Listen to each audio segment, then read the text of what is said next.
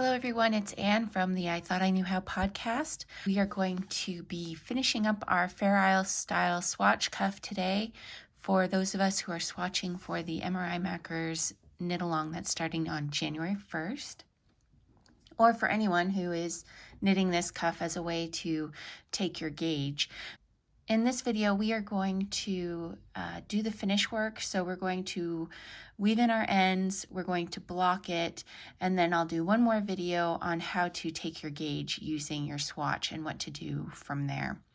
So to get started, I'm going to set this. This is our pattern. You can find this pattern at ithoughtIknewhow.familypodcast.com. And it's just a little cuff to work in the round to test your gauge in Fair Isle. So I have finished knitting the cuff. So there's the heart, and we have our one little dragon fella and the other little dragon fella. And this is, I said, now this could be your inner wrist, or if you are working the cowl, Harriet's cowl, this could be the steek. So as you can see, I have cast this off. I'll talk about this loop here in a second, but I just wanted to show you real quick. Because we're working in the round,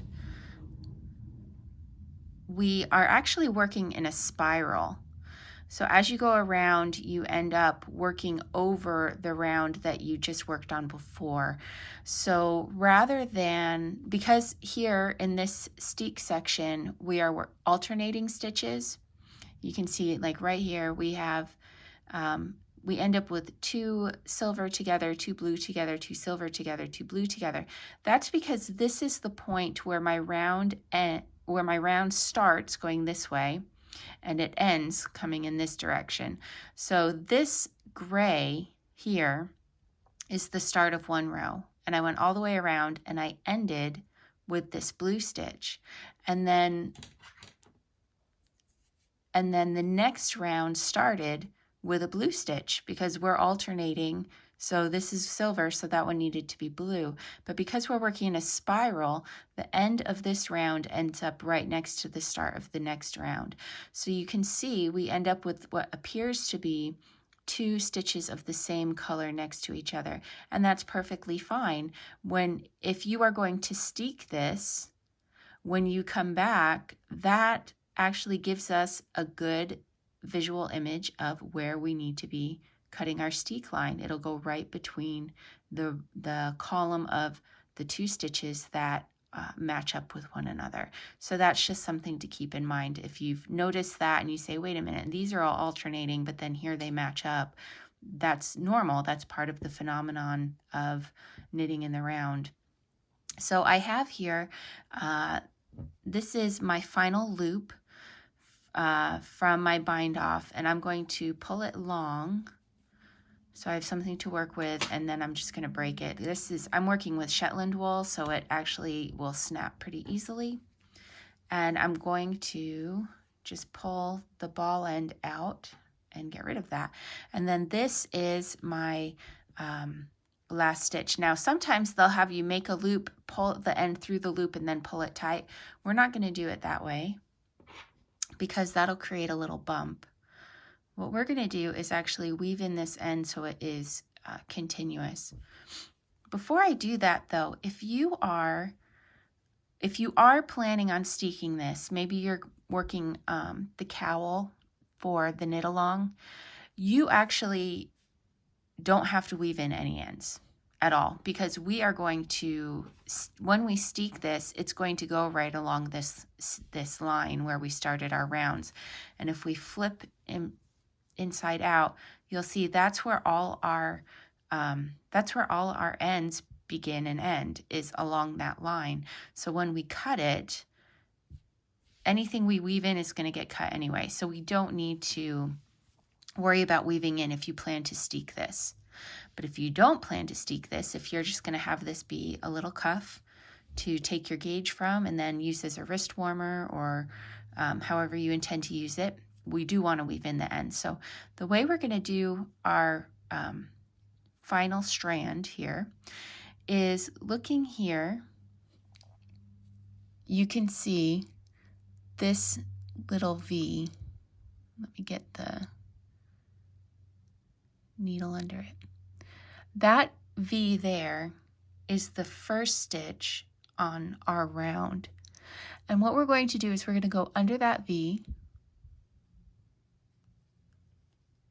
and pull tight. And then you can see my yarn is coming from here. I'm going to go in that same hole that it's coming out of and pull that snug. And now you can see we've made just what looks like one more stitch right there.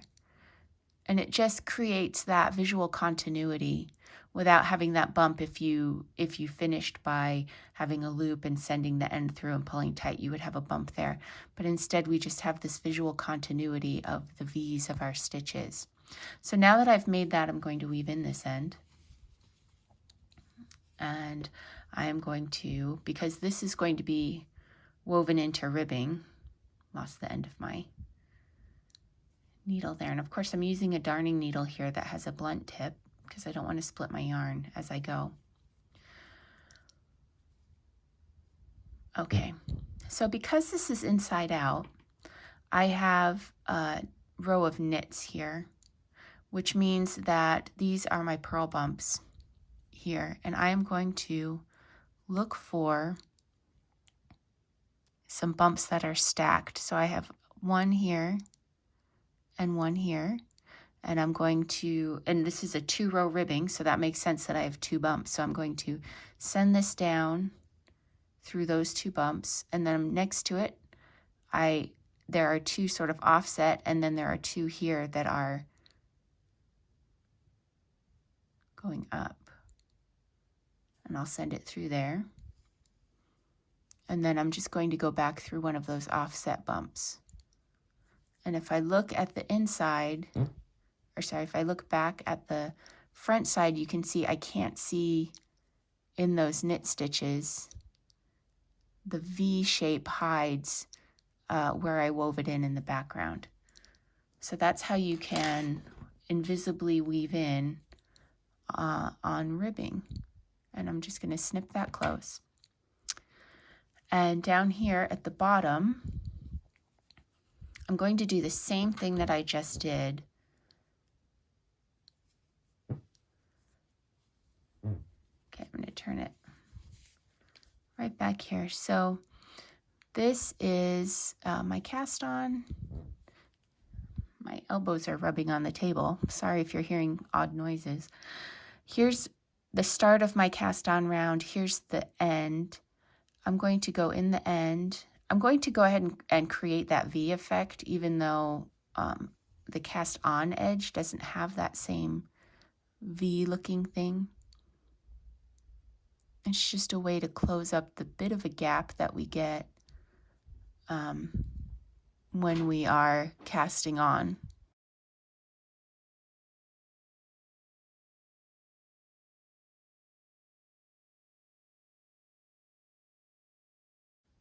So snug that up. Again, I'm going to look for the bumps going down. Whoops, I'm missing it just a little bit. That first bump's really small. There we go. And I'll get, whoops, no, I split. You know what? I'll come over to this side where it's a little looser. Here we go. So I have a thread here and a thread there. Go down.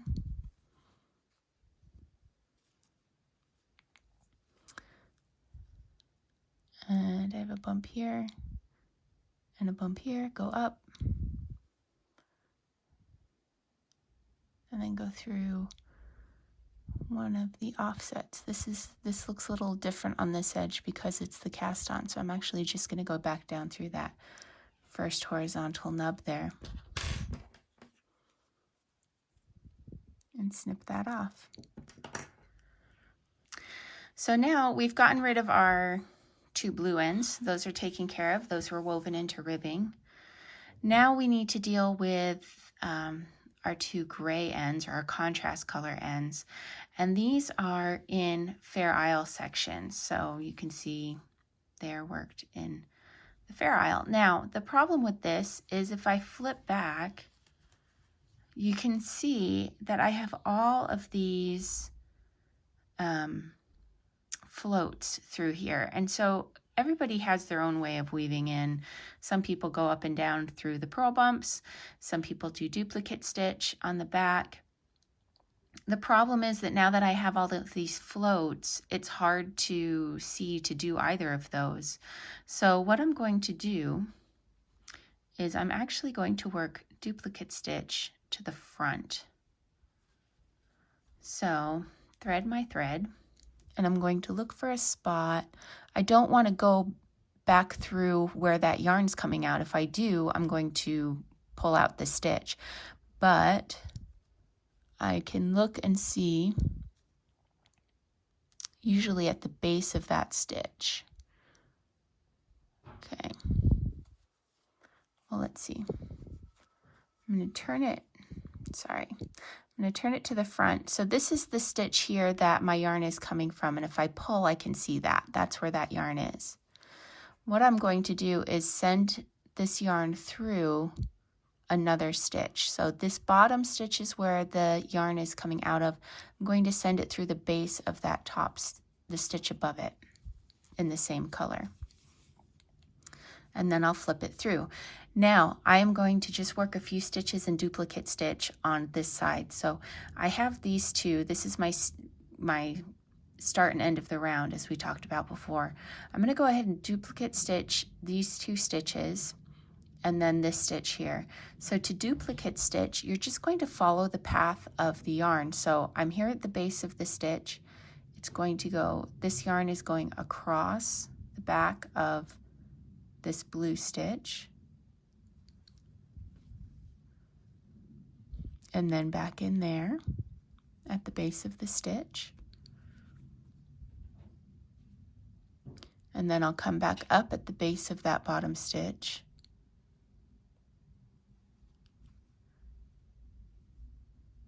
Under the blue, back in at the base,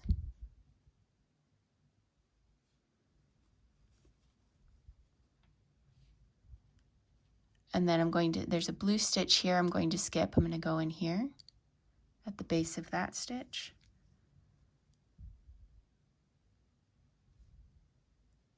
Go through the blue, underneath the blue rather, and back in to the base of that stitch. Oops, there we go. Now flipping this back to the back, you can see through here, this is where that duplicate stitching happened. And what I'm going to do now, I'm just going to, this is probably heresy, I'm just going to go back to some of these silver floats and split the yarn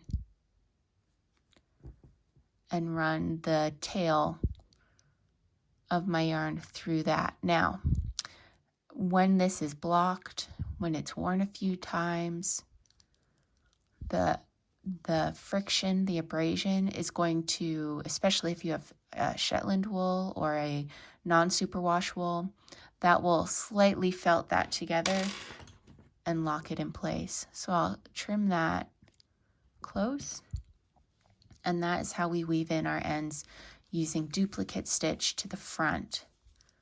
So I have one more here. This is the end of my round. I'm going to look to the front and pull, so that's my stitch there.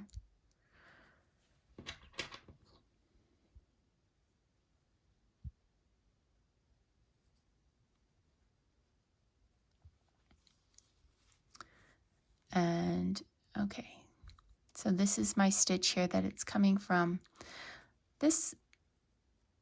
These silver stitches over here look a little wonky to me. So I'm going to use this opportunity to straighten those up. So I'm going to go in the base of that stitch there, which is actually the beginning. That's the end of my last round. These two stitches are the beginning of my last round. And I'm going to just, again, go under the blues that are above it. And this will just give me a chance to straighten up those few stitches.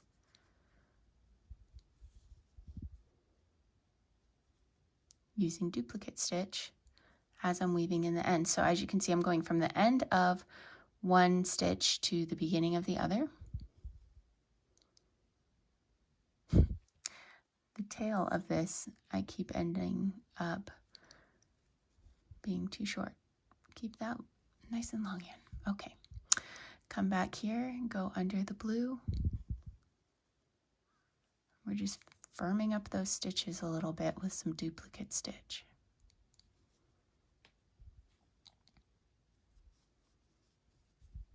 And then I'll come over to this third one, go to the bottom of the stitch.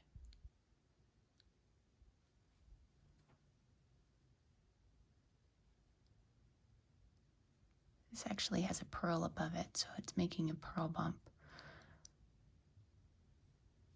Okay. Now I'm going to take it back to the back.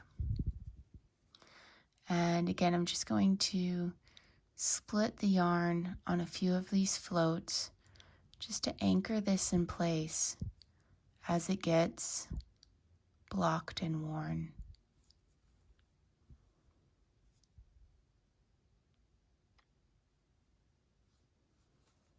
And then I will clip that off. So everything is now woven in. As you can see, we have some unevenness in the stitches here. That's okay. The next stop is going to be blocking. And what I have here is some warm to the touch water with just a dot of washing up liquid or dish soap. And I'm going to submerge this in that water bath with soap. I'm going to let this sit for about 20 minutes. And then I am going to pour the water out and refill this container with clean water and put the cuff back in and let it soak again for another 10 minutes or so. And I'll probably, after that, give it one more rinse where I just fill it up again, put it in, and give it some gentle squeezes and bring it back out. So I'm going to get to that point where it's been soaking and rinsed, and then I'll come back and I'll show you how to block it. Okay, so here is my cuff. I let it soak for 20 minutes. I poured out the soapy water. I sort of pulled this to the side and refilled the container and let it, with clean water, and let it just sit for a little bit. And then I rinsed it one more time quickly. And this is what we have now. And you can see it is, first of all, it's much softer to the touch now. The machine oil has all been rinsed away, and it has fulled up. It has fluffed up, rather. And so our stitch definition isn't as sharp as it was when we started, which I think is more evident on this checkerboard area here. But we still have good shape here. And you can see in our heart too, it's not quite as crisp as it was before. And that's the nature of Shetland wool. It is, it's a little crisper when you work on it, and then it fluffs up a little bit when it's been blocked. So I'm going to show you the last step of the blocking. I have this little washcloth here, and I'm going to set this cuff here and actually triple fold or double fold over it, and just fold it up. And I'm going to go ahead and press really hard here to get as much of the water out as possible. And again, Shetland wool is not a delicate wool. It can handle being pressed like this. And you can see as I unfold the towel how much water came out of that cuff. So this is a little damp to the touch still, but not much. I can do it. Now, I have a blocking board that I'm going to put up here that I'm going to warn you is 10 years old, so it's not exactly beautiful. This is actually the Heirloom Stitcher Shape and Press, and it's a June Taylor thing. I just got it at one of the big box stores.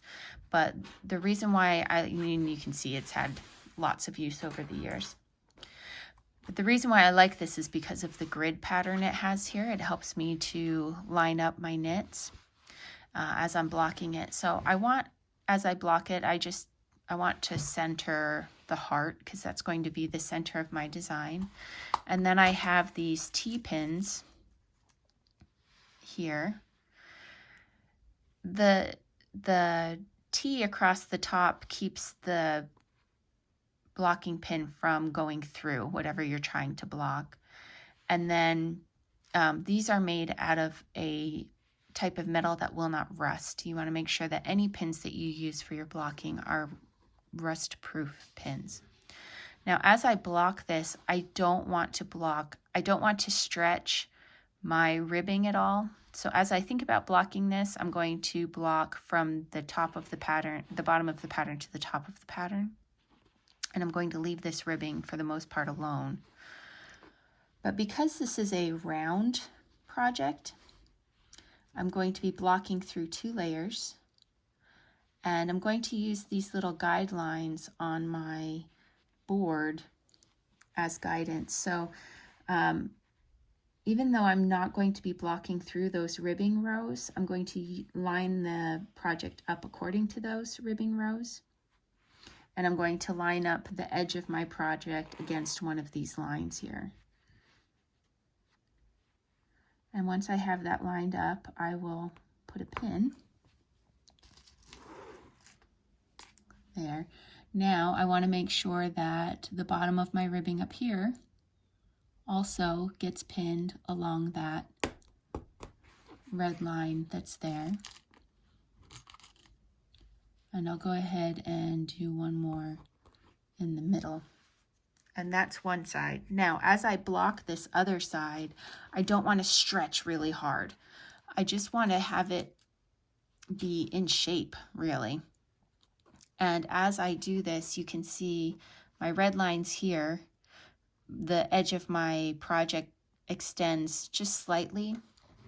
So as I pin through, I want to make sure that that edge is extending past that red line to the same degree the whole way up my work. So I'm just sort of eyeballing it. And I want to make sure that that edge is straight, which might mean that I need to use several pins to get that edge to stay straight. In fact, I'm going to come back to this side and put one more along that red line. Now, I said I was going to leave the ribbing alone for the most part, but I do have, I don't want to stretch the ribbing, but I do want to have it dry flat and in place. So without stretching the ribbing, I am going to put a few pins in just to help it line up properly. And really, the ribbing isn't so much of a concern if you're doing the Maakin for the MRI knit along, because I guess the bottom of the gloves do have some ribbing.